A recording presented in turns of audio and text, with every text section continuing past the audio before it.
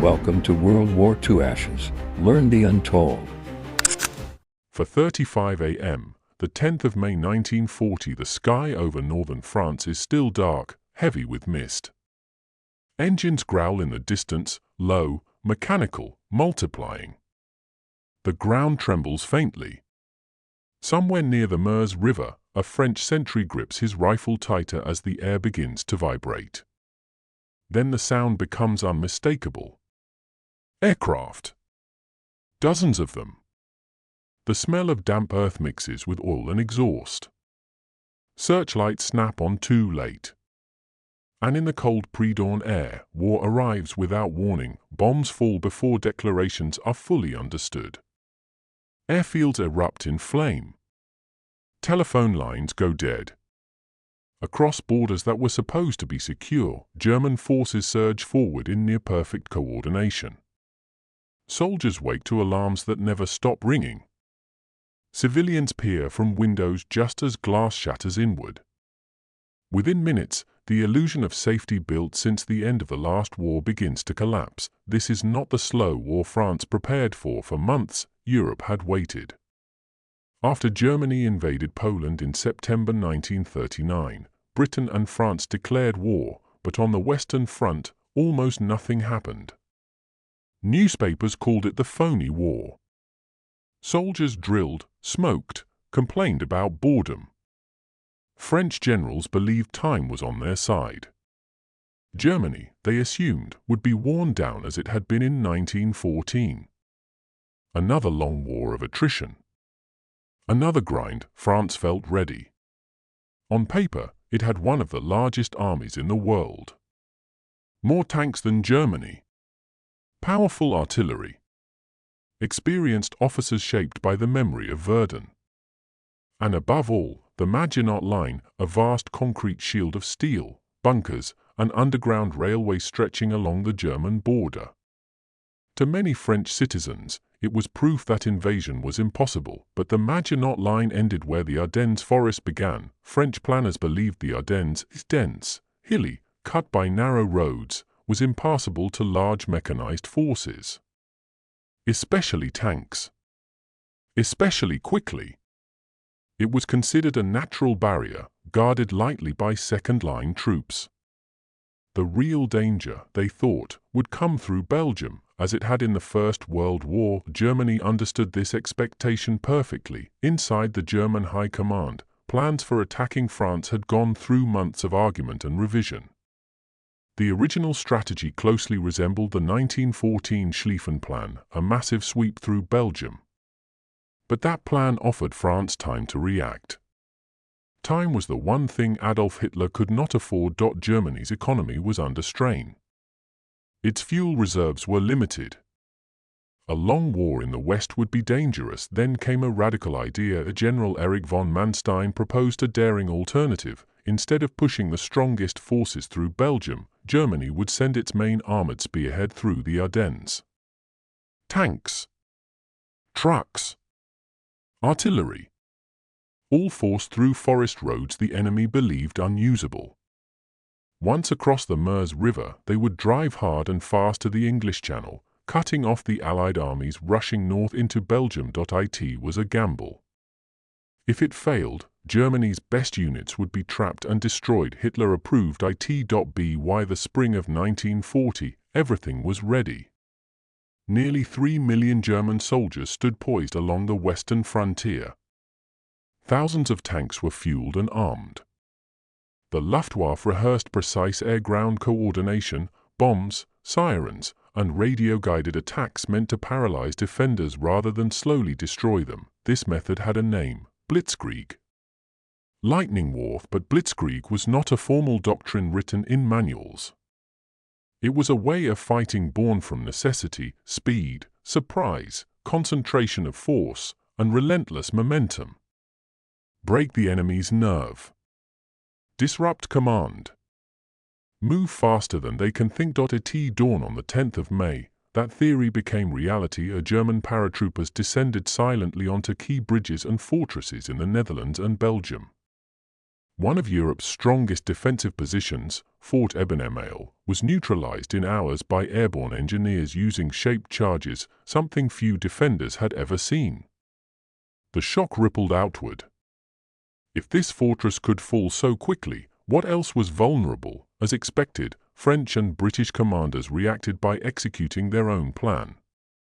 Allied armies surged into Belgium to meet the German advance.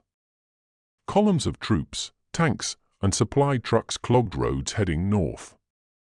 They believed they were moving toward the main battlefield. Behind them, through the Ardennes, German armored divisions were already on the move, the forest roads jammed with vehicles nose to tail. Tanks overheated. Bridges groaned under unexpected weight. Some German officers feared disaster. If the Allies discovered them now, air attack could turn the Ardennes into a killing ground, but discovery never came. French reconnaissance flights were limited and cautious. Reports that German armor was massing in the Ardennes were dismissed as exaggerations. Headquarters assumed the forest could delay any serious force for weeks. It delayed them for days. By the 12th of May, German tanks reached the Meuse River near Sedan. On the opposite bank, French units, many reservists, some exhausted, waited in hastily prepared positions. They expected an infantry assault after prolonged artillery fire. Like the last war, instead, the sky filled with screaming Stuka dive bombers plunged almost vertically, their sirens designed not just to signal attack, but to terrify. Explosions ripped through trenches and command posts. Communications collapsed. Officers were killed or cut off. Some units broke under the psychological pressure alone. German engineers crossed the river in rubber boats under fire. Bridges went up with astonishing speed. Tanks followed. Once the breakthrough came, it widened with terrifying momentum. German armored columns did not stop to secure their flanks. They drove west. Day and night. Fuel trucks raced to keep up. Orders emphasized one thing above all: keep moving. Bypass resistance. Leave pockets of enemy troops to be dealt with later. French command struggled to understand what was happening. Reports arrived late, contradictory, incomplete. Units attempted counterattacks, but coordination was slow. Tanks were often spread out, assigned to infantry support rather than concentrated. Radios were scarce. Orders were delivered by motorcycle, sometimes arriving after the situation had already changed. Civilians now filled the roads. Millions fled south as rumors spread faster than facts. Wagons, cars, bicycles, livestock, entire families on the move. Military convoys became entangled with refugees. The sense of collapse was not just military. It was psychological. By the time Allied commanders realized the scale of the breakthrough, German armor was racing toward the Channel coast. The war France had prepared for, a slow, defensive struggle, was nowhere to be found, and as German tanks pushed deeper into the heart of the country, one devastating question hung unanswered in the air: if this was only the beginning, how much of France could fall, and how fast? The speed becomes the story. German armored columns burst out of the Ardennes like water from a shattered dam. Villages flash by in clouds of dust and smoke. Road signs are ignored or ripped down. Tank commanders lean out of hatches, shouting directions, radios crackling with clipped voices. The goal is no longer Sedan. It is the sea. French units try to regroup, but the front no longer has a clear shape. It bends, then tears. Counterattacks are ordered, then cancelled. Some never even begin. At higher headquarters, maps are already outdated by the time pins are placed. The enemy is moving faster than the paperwork. This is where Blitzkrieg reveals its most dangerous weapon: not tanks, not aircraft, but confusion. A German panzer divisions operate as combined arms teams. Tanks lead, infantry follow in trucks, engineers clear obstacles, artillery rolls forward, and overhead the Luftwaffe watches everything. When resistance stiffens, radios summon dive bombers within minutes. The coordination is not perfect, but it is fast. Fast enough to keep pressure unrelenting. French doctrine, by contrast, is methodical. Orders flow downward. Decisions wait for confirmation.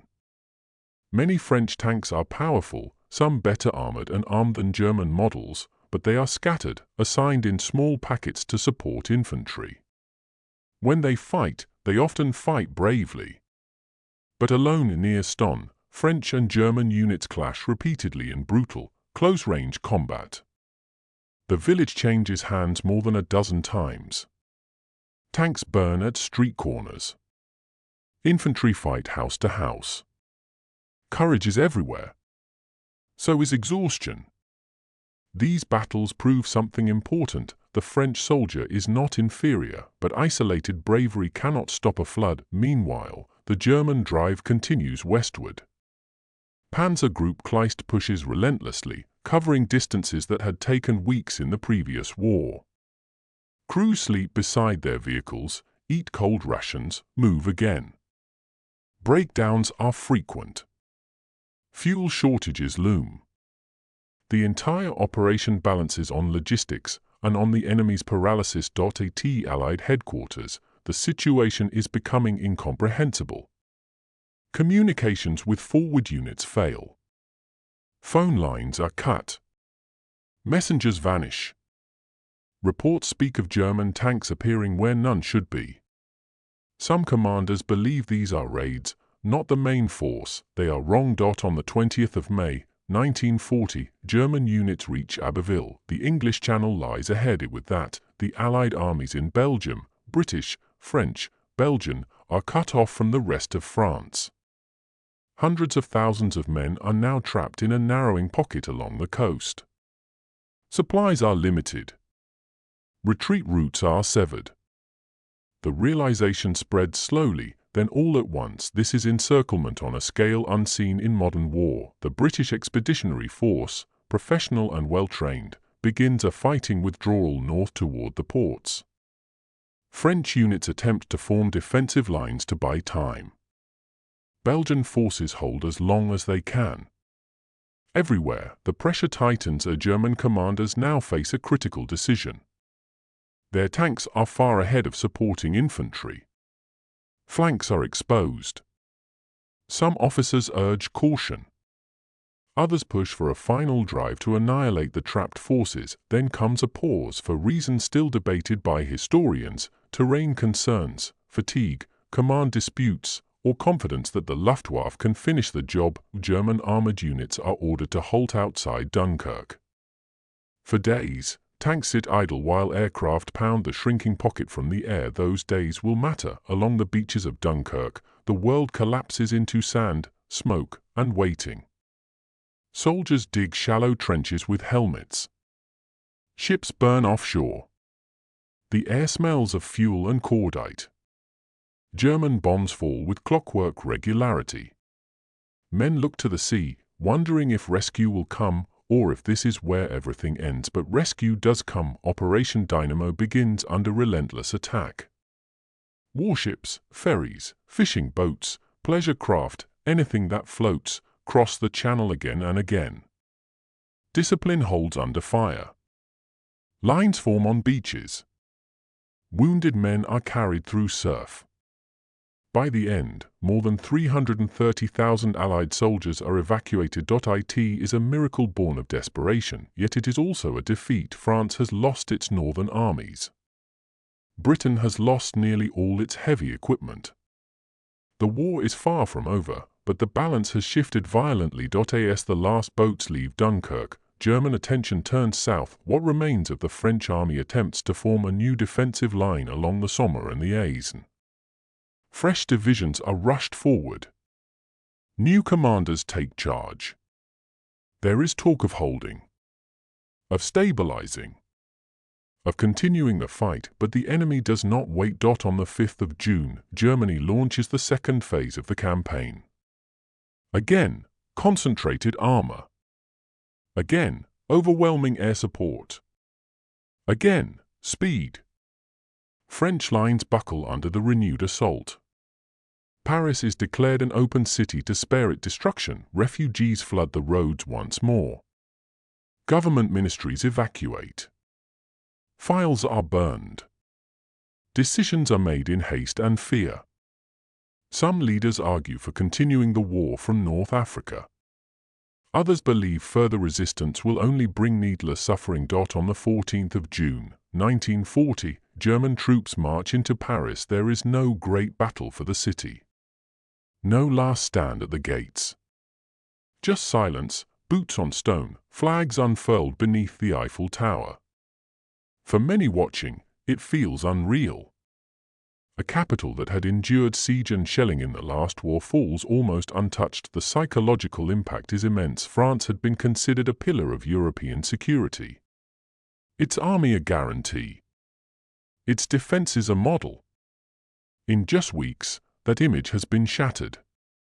Not because its soldiers lacked courage, but because the war itself had changed faster than anyone expected. Technology, doctrine, tempo, all of it converged in May and June of 1940, and now, as an armistice is signed and a nation reels from shock, a darker question begins to surface, one that will haunt not just France, but the entire world. If a modern state can collapse this quickly, what does that mean for anyone who believes they are prepared?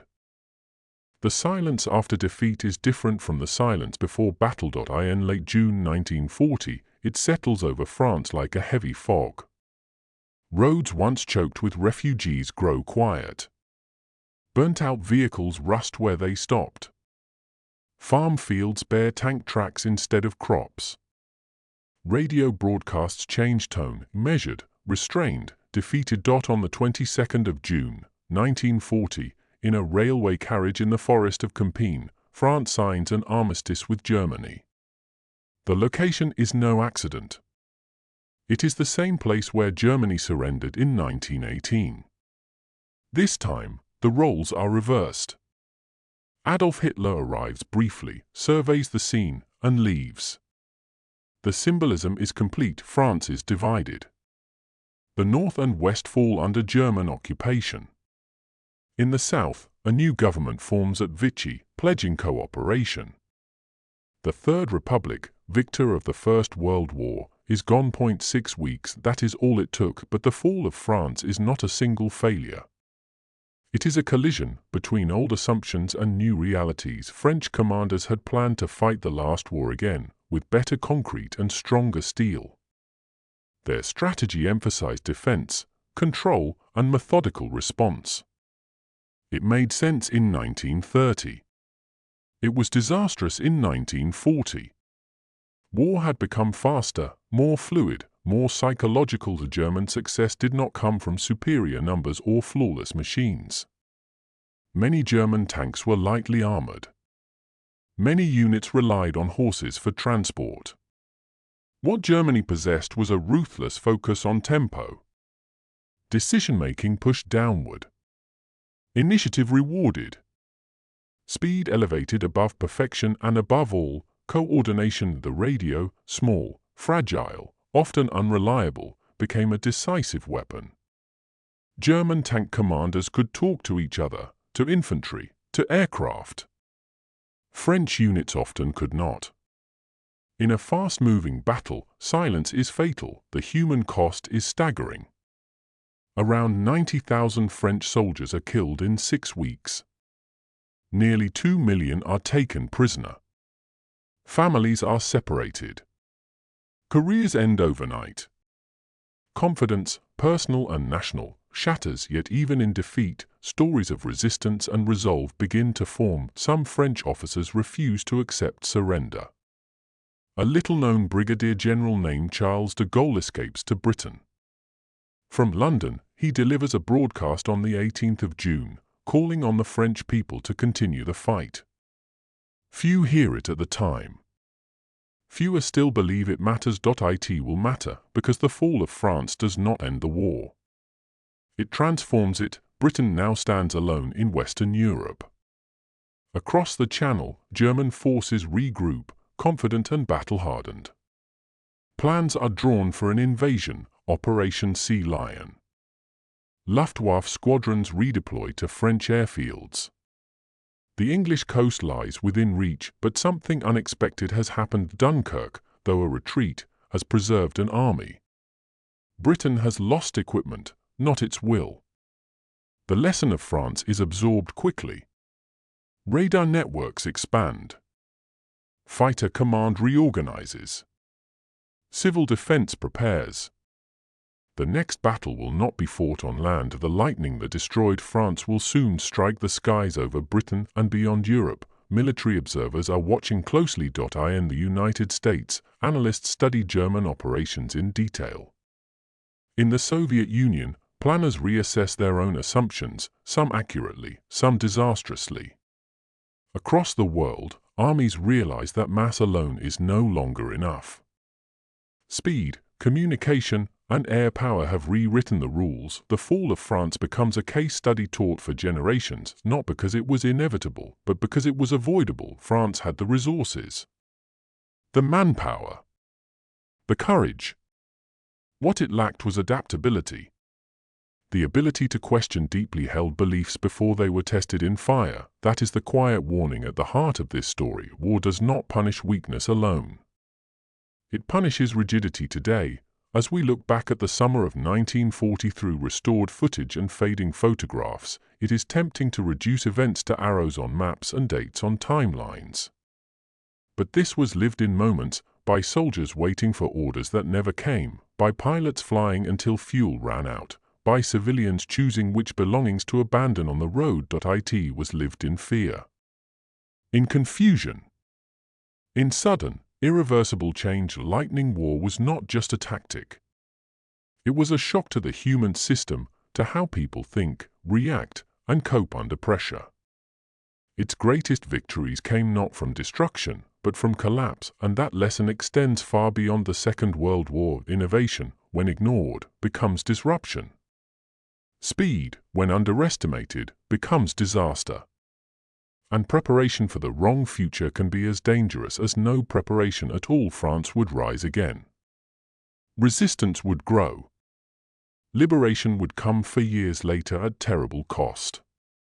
The story did not end in 1940, but the fall still echoes, because every era believes it understands war, until the next one proves otherwise. And as you think about how quickly everything changed that morning in May, as engines filled the sky and certainty vanished in the fog, one question lingers quietly, uncomfortably, in the background. Are we truly prepared for the wars we haven't imagined yet? Thanks for watching this chapter of World War II. If you find this video helpful, please support us by liking and dropping a comment. Also, don't forget to subscribe to the channel to catch the next chapter of this series. Until then, take care.